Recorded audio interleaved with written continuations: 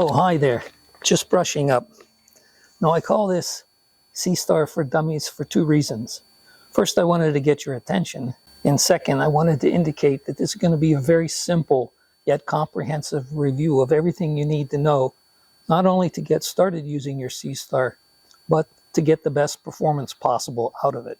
In this video, I'm going to first walk through the hardware features of the Seestar, paying particular attention how each of those features will impact its performance. Then I'm going to show you some images I took on my very first night with the Seestar, which will give you an indication of what you might be able to do your first time out as well. Then I'm going to go through the one-time initial setup, including two key calibrations that you'll need to perform in order to make your Seestar work optimally. After that, I will go step by step through everything you need to do to set up for a night session, including setting up preferences in the Seestar app, and then the actual steps we need to go through to start capturing an image. Along the way, I'll provide some tips on how you can get the best possible results out of your Seestar. I'll show you some additional images that you can take using some of the more advanced features of the Seestar. Now, I'll point out that this is not a sponsored video, and if you would like to support this channel and help me with future videos like this, you might want to use my affiliate links down below this video.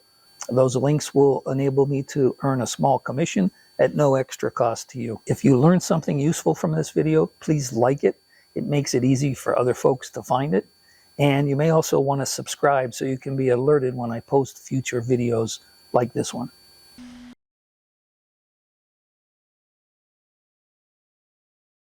Now, the Seestar is a 50mm triplet refractor, which means it uses 3 elements of glass in its objective.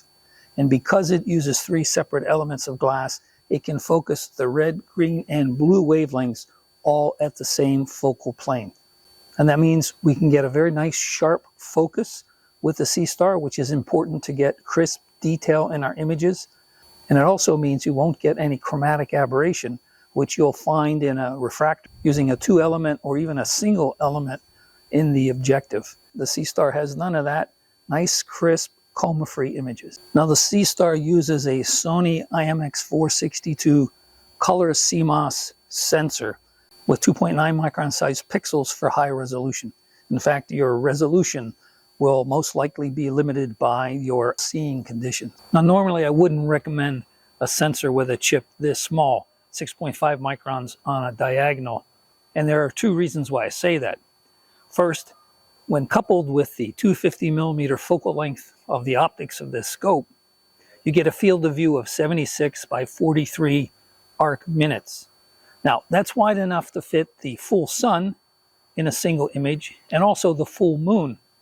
But when you get to some of the bigger deep sky objects, like the Andromeda galaxy, you'll only be able to fit part of the object in a single frame. And the second problem is when you have such a narrow field of view and you're trying to find these very dim deep sky objects, it can get very frustrating because the object could be just off the side out of the field of view, but because the field of view is so narrow, you won't know it. Now, the Seestar solves both of these problems. First, there's a mosaic feature which enables you to double the size of the field of view. So you can now fit something like the full Andromeda galaxy into a single image using that feature. And second, when it comes to finding and centering those deep sky objects, it uses something called plate solving, where it will take an image of the background sky and analyze the positions of the star in that image to determine where exactly it's pointing. And if it's not pointing to the right place, it'll give a command to the motors to move the scope so that it does bring the object in the center of the field of view. And in my experience so far, if it doesn't put it in the center of the field of view, it always puts it somewhere in that field of view. In keeping with its high level of automation, the Seestar also has an autofocus feature, which kicks in when it goes to the first object you're going to image.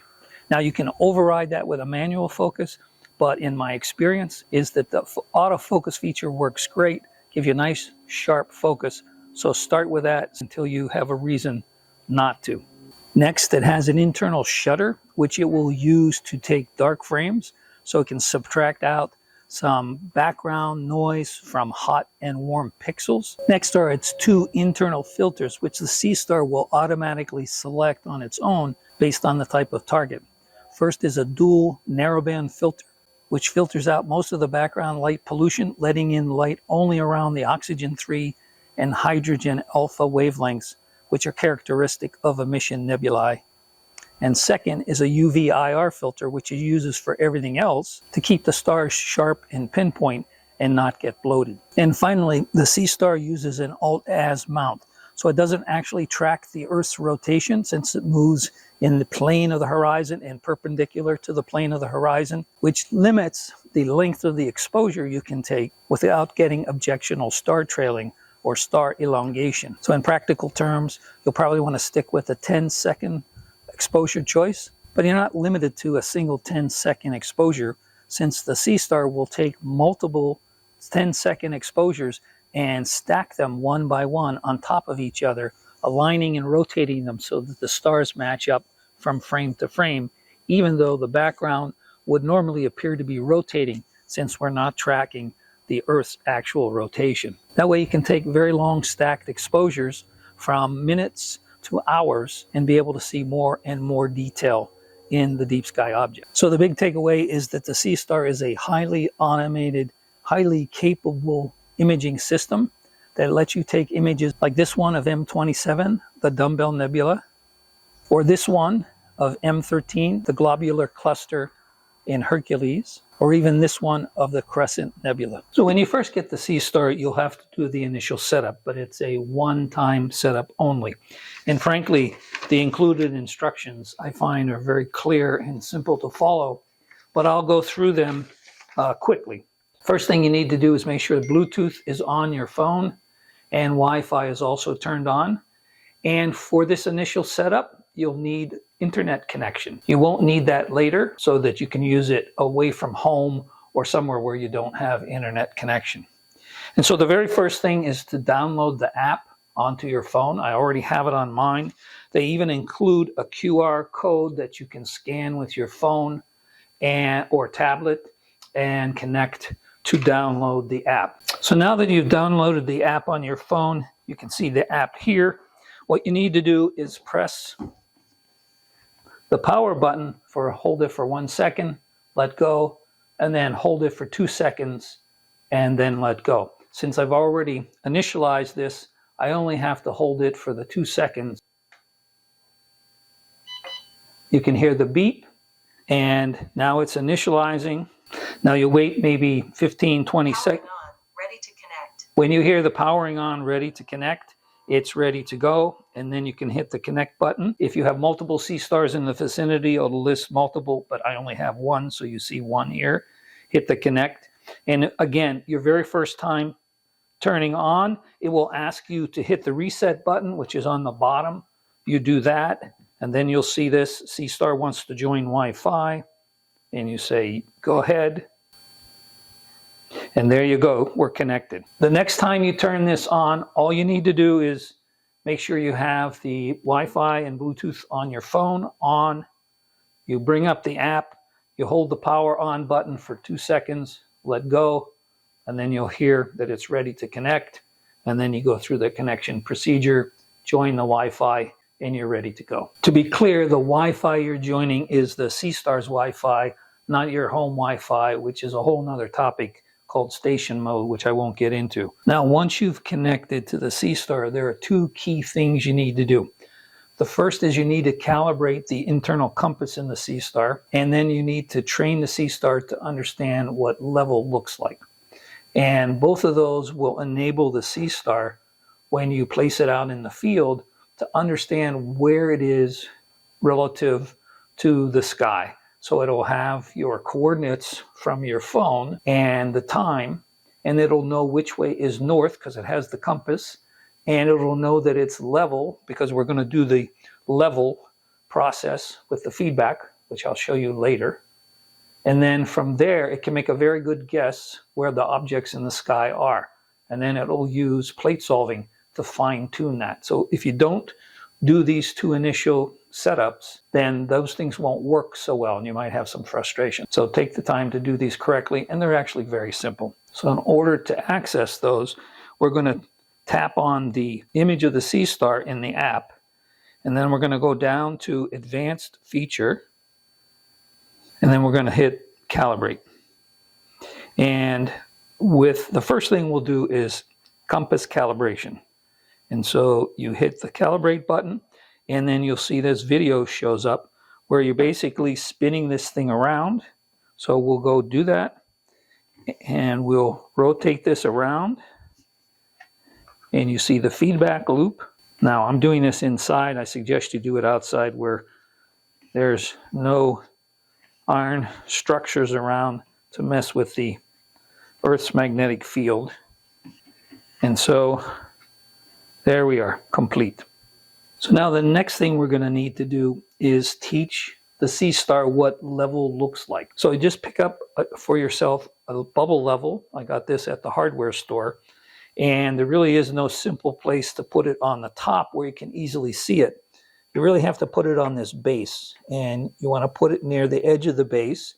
And then I'm going to open up this arm so that I can see it better. And then I'm going to stuff paper shims underneath, or whatever you can do to shim it up, until I see the bubble in the center of that bubble level. And then I'll know it's level. And then we'll go into the app and we'll tell it it's level. So in order to raise this arm, I'm going to just go into the scenery mode. And then off to the side, you'll see these, here's the joystick. This question mark brings up the labels. So I hit joystick, and then I have it on fast, slow, fast. Then I'm going to want to raise it, so I get some clearance here. So this way you can raise it up to the point where you can actually see it much better. And as I said before, you'll put shims underneath. When the bubble is telling you it's in the center, then you go back to the first page, go click on the icon in the upper left-hand corner of the Seestar, go to Advanced Features, and then go to the Calibrate, and do Level Sensor Calibrate. Now I'm not going to hit that because I've already calibrated this previously. Not Adjust Level at the top, but Level Sensor Calibrate in the middle. And now this thing knows what level looks like.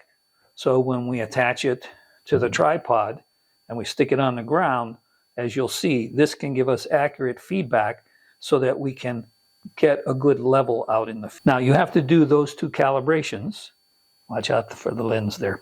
You have to do those two calibrations for the compass and for the level when you first start. Now, Seestar doesn't say anything about having to repeat those. I suspect over time the compass could slightly go out of calibration. So it's not hard to do that. You saw how easy it was. If you notice poor behavior of the Seestar, such as it's not finding the object and centering it, it's not tracking it well, you're dropping too many frames, you might want to go back and redo the compass calibration and the level sensor calibration as well. Yep, right? Tell them. All right, so the first thing you do when you want to start a session, you find a nice, reasonably level, solid surface to place the Seestar on. Now, it doesn't have to be perfectly level because we're going to fine-tune the level using feedback from the Seestar app itself. Now, dirt or grass is a good surface to put it on, as it'll dampen any vibrations in case anybody's walking around. But the reality is we don't need to be right next to it. So you can even put it on a patio deck, concrete pavers. If you have wind, you want to shield it from that wind. Vibrations will cause tracking errors, and then you'll get rejected frames. Keep it as low as possible to the ground. That will help to minimize the impact of any wind or other vibrations nearby. Now, if you need to elevate the Seestar so it can see over surrounding bushes, fences, and so forth, get yourself a better tripod, a nice thick-legged tripod that will be very sturdy, and extend it the minimum you can. Now, if you already have a telescope, you might use the tripod legs from that scope, which provides some elevation, but it's going to be a very stable platform.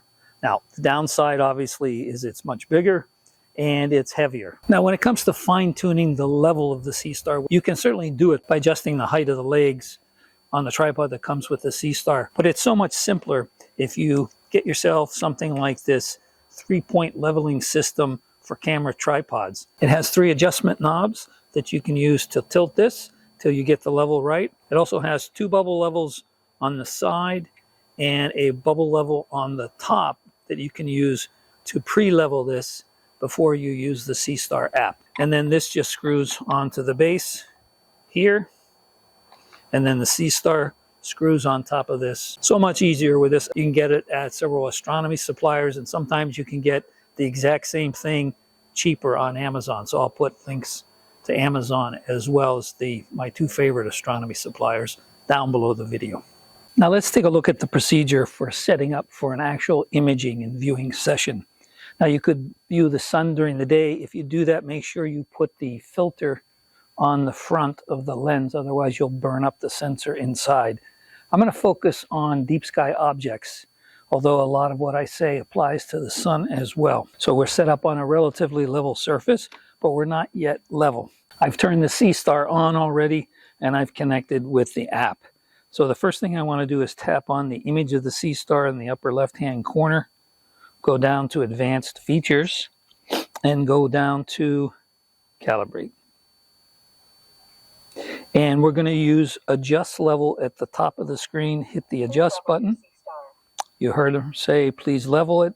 You see 2 green circles. We want to get those circles to overlap as best as we can. So this is giving you feedback, and it's basing that feedback on the teaching what level looks like to the Seestar that we did earlier. And there we go, we're at 0.2. I think that's good enough. So now we're level and we're ready to move. Just tap on the bottom where it says finished adjusting, and we're good to go. So now that we have the Seestar set up and leveled, we can go into the Seestar app and set up all of the parameters that we want for our viewing session. Now you can do this ahead of time. You can wait till the evening. You can change it during the night. So we will start on the home page, and again, as usual, tap on the image of the Seestar, and we're going to leave. I'm leaving the sound muted. You can adjust it however you want. I'm going to autofocus, so don't need to touch that. I don't need the dew heater, and I'll use the image watermark to put the name of the object on the bottom of the image. So tap on Advanced Features. So we're going to keep the exposure at 10 seconds. The next item, Execute Enhancement After Go To. So what this means is, if it's red, this is on. That means when you tell it to go to an object, after it finds and centers the object and focuses on the object, it will begin doing stacking of each subframe. It will also do the dark frame subtraction, and it will do something called dithering, which we'll discuss later. So it'll do all of those things automatically once it gets there. If you don't want it to do that, if you want to be able to initiate that sequence on your own and have it just go to the object, you would turn this off like that. But normally I would keep it on. Then the next one, Save Each Frame. When it's doing the live stacking, with that on, I'll not only get the stacked frame, but I'll get all of the individual frames. And this can add up. And most of the time, people who are saving those are doing their own post-processing on the individual frames. If you don't intend to do that, there's no reason to save all of those. Next is the initialization. And the first item here is the horizontal calibration. And what that means is when it goes to the object, it will take an image, it'll do a plate solve to try and figure out where it's pointing. It'll rotate 15 degrees in azimuth in one direction, take an image, plate solve that, 15 degrees in the other direction from the target, plate solve, take an image and plate solve that. Now it has 3 plate solve solutions, and that way it can have a much improved model of the night sky. So it does a better job of finding and centering other objects as well as tracking those objects. So right now I have it not to skip it. If I were to flip this over, then it would skip that and it would not do the 15 degrees in each direction. I think it's a good idea just to leave that on because it does that for the first object, not every object you go to. And that will improve the go-to capability as well as the tracking. The next one is to skip the autofocus. And I have that off because I want it to autofocus. So when it goes to the first object, it will automatically focus. If you flip it over, it won't do that. Some people like to go to a star first and then focus on the star and turn that off and then start looking at the deep sky objects. So that's up to you whether you have it automatically do it on the first object or not. Next, let's look at the calibrate tab. So we already did the compass calibration, that we already did the level sensor calibration. Both of those things were done in the beginning. We would only need to repeat those if we think something changed in that regard. Next would be the adjust level. And so here we would go in and see how good the level is. And we leveled this before, but I moved it. And so, all right, that's good enough. The next item on this page is HUT point correction. It should actually be called HUT pixel correction. I think that's just a translation from the native Chinese to English. So what this does is it forces the Seestar to create a new dark master, which it uses during live stacking. And the reason for that is every time the temperature changes by about 5 to 6 degrees C, the amount of noise created in the sensor will halve if the temperature goes down or double if the temperature is going up.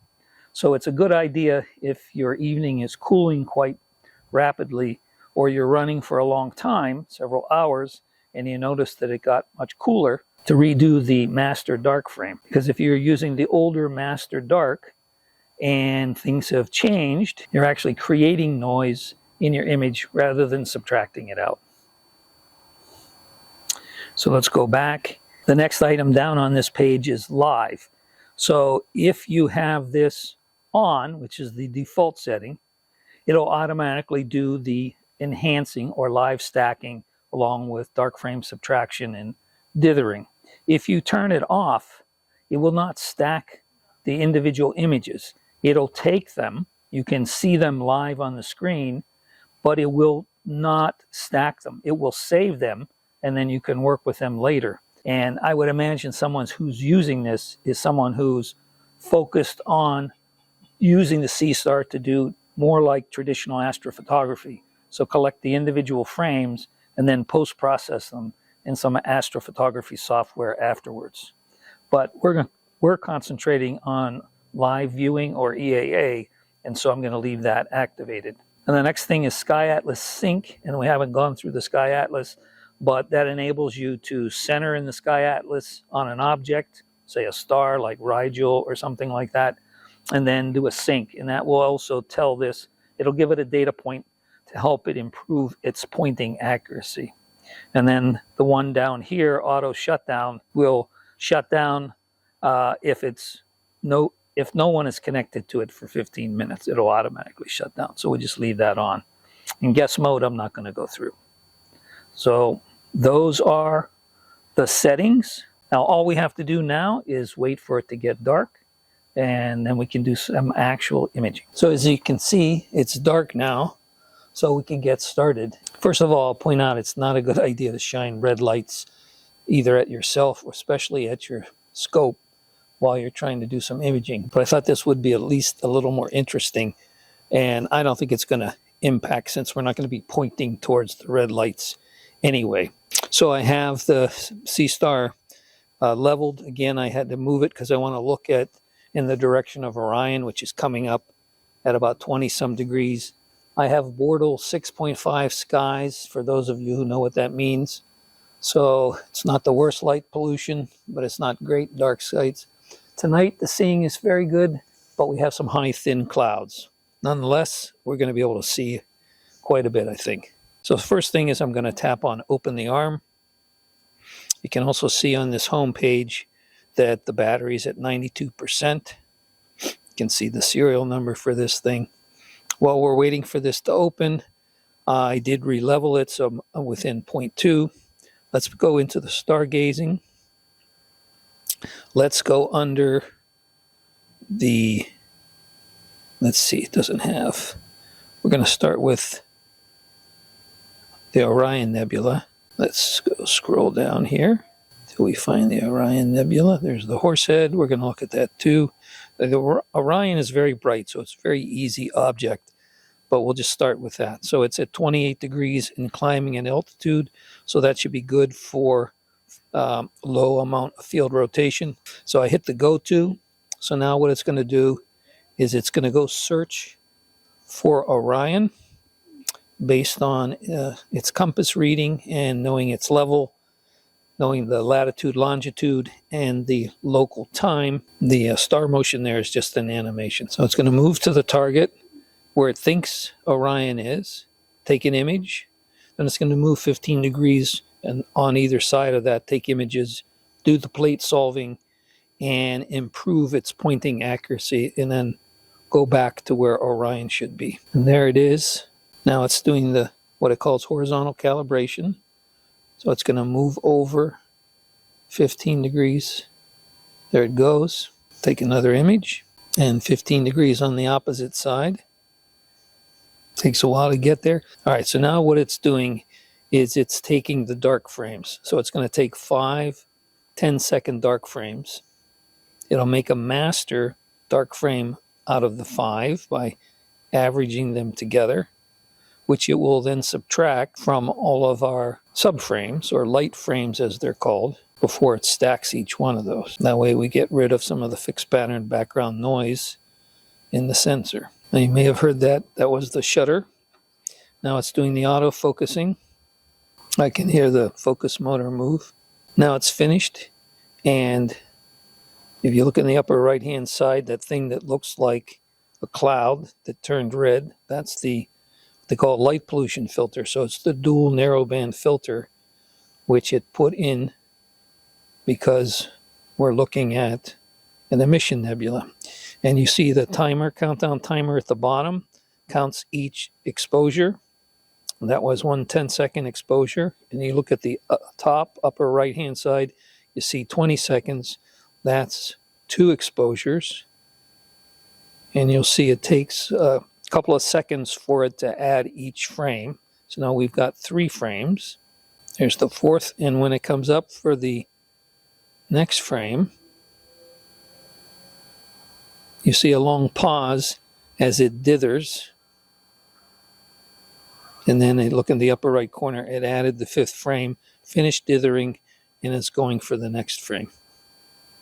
So you see fairly quickly, this is a very bright nebula. It's a very easy target.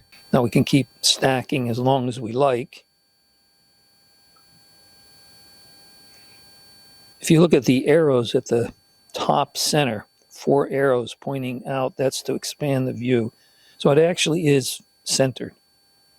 And I can zoom in normally with how you do on your iPhone. Or I could go back and have all that stuff on there. So you see it'll just continue stacking until we tell it to stop. So the way we stop is to hit the red button at the bottom.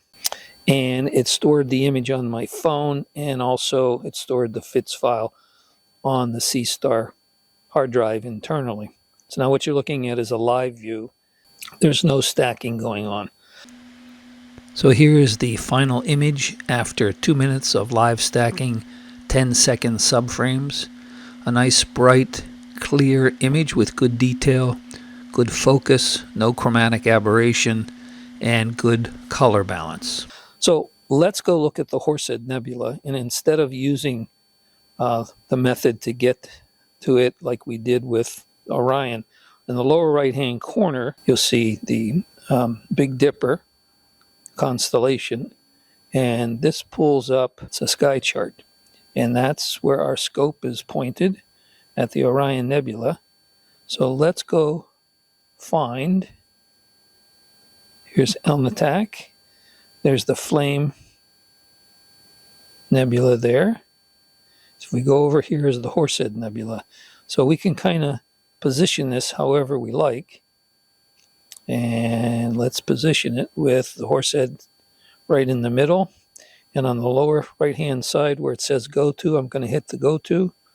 So this is just another way to get to objects in the sky. So it's going to go there, plate solve, verify that it's there, make an adjustment. So you see the target is the red box and the actual is the blue. They're now overlapping because it thinks they're on.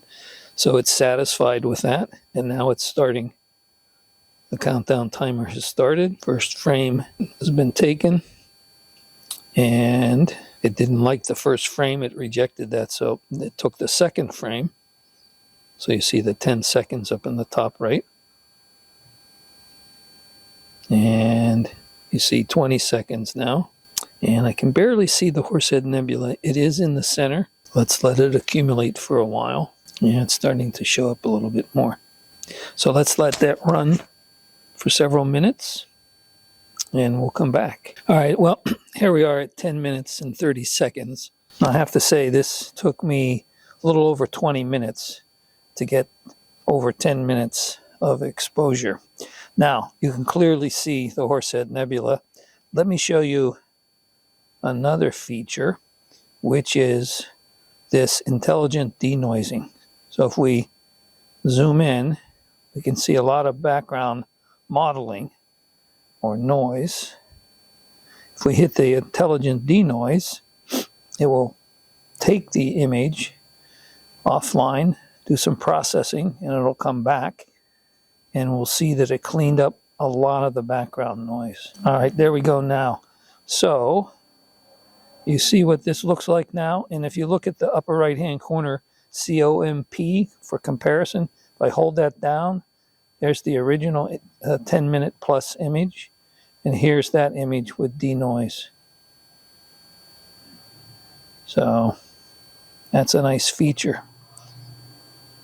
Okay, so we go back, and that of course stopped the image stacking. If it's restarting now, so it can continue. If I want to stop it, which I do right now, just tap on the red square at the bottom, and it's done. And if I tap on the, so now we're back to a live view. No stacking, just a live image. Let's go use the arrow at the top left, and let's go to My Album. So here are the images on my phone. See at the top where it says saved and underlined. So here is our image of the Horsehead Nebula. And you can see at the bottom, it wrote down there Seestar S50, 12 minutes, IC 434, which is the designation. There's the Orion Nebula, and that was just a 2-minute. Now if we go over to the Seestar, we'll see that we have several different images. This is an image of the bubble that I took the other day, but here are the two images from tonight. Here's the one we just did. So I want to show you that we can take this Horsehead image. You see it's not denoised. We can hit the denoise. Now this will denoise the image that's the FITS file stored on the Seestar. This is not the image stored on my phone, which is a JPEG image. And there it is right there. And if on the bottom, I'm going to hit the download. And I'm going to say download. And it now should have saved the denoised image. All right, so after denoising the image, you see it now has saved it over to my phone. There's the denoised, there's the original, and these are all JPEG files. Now here's our live stack of the Horsehead Nebula. Because it's so much more dim than the Orion Nebula, this took us 12 minutes, but you can clearly see the Horsehead and the surrounding nebulosity. And here's that same image after we've applied the denoise algorithm. And if you flip back and forth, you can clearly see the impact of the denoise in reducing the background noise. So that gives you a glimpse into how to capture images with the Seestar. You see everything is pretty doggone automated. We don't have to do much. We just have to tell it go, and it goes there, and it automatically does everything it needs to do to capture the image. We just need to tell it when to stop. So the only other thing I want to demonstrate here tonight is the mosaic feature. So let's go back into stargazing, and let's go look at, so M42 shows up here on the current best. Let's go there. Okay, so it's going to start stacking here in a minute. Instead, I'm going to tap on the constellation in the lower right corner, and that's going to bring up the sky chart. And if you look on the right hand side, you'll see at the bottom, kind of in the center on the right hand side, framing. So this is going to allow us to do a mosaic, so we can use the controls at the bottom. So the first one says 1x. If we slide this over, we can go all the way up to 2x. And if I tap to the right there on that one, this is the rotation. So we could rotate this to capture more. And then if I put my hand towards the, and if I tap now on the